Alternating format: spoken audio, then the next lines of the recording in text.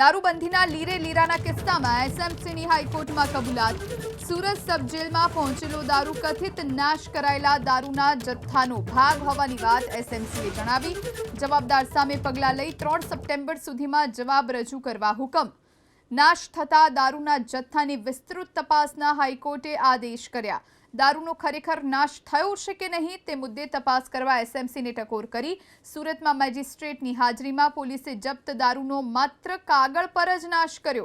દારૂનો કહેવાતો નાશ કરાયેલો જથ્થો પહોંચ્યો હતો સુરત સબ જેલમાં દારૂનો જથ્થો પકડાતા કોન્સ્ટેબલ સામે થઈ હતી કાર્યવાહી। પોતાની સામે કાર્યવાહીના વિરોધમાં કોન્સ્ટેબલે કરી હાઈકોર્ટમાં અરજી। અધિકારીઓની મિલીભગતના કાંડમાં નાના માણસનો કેમ લેવાય ભોગ, આ અરજદારે કહ્યું છે।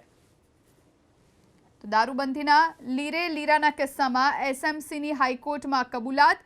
સુરત સબ જેલમાં પહોંચેલો દારૂ કથિત નાશ કરાયેલા દારૂના જથ્થાનો ભાગ હોવાની કબૂલાત એસએમસીએ કરી છે। જવાબદાર સામે પગલાં લઈ 3 સપ્ટેમ્બર સુધીમાં જવાબ રજૂ કરવાનો હુકમ કરવામાં આવ્યો છે। હાઈકોર્ટે આ હુકમ કર્યો। દારૂ જે જથ્થો નાશ થયો છે એ દાવા માત્ર ને માત્ર કાગળ પર હતા। દારૂનો ખરેખર નાશ થયો છે કે નહીં તે મુદ્દે તપાસ કરવા માટે એસએમસીને ટકોર હાઈકોર્ટે કરી છે। સુરતમાં મેજિસ્ટ્રેટની હાજરીમાં પોલીસે જપ્ત દારૂનો માત્ર કાગળ પર નાશ કર્યો। દારૂનો કહેવાતો નાશ કરાયેલો જથ્થો સુરત સબ જેલ પહોંચ્યો।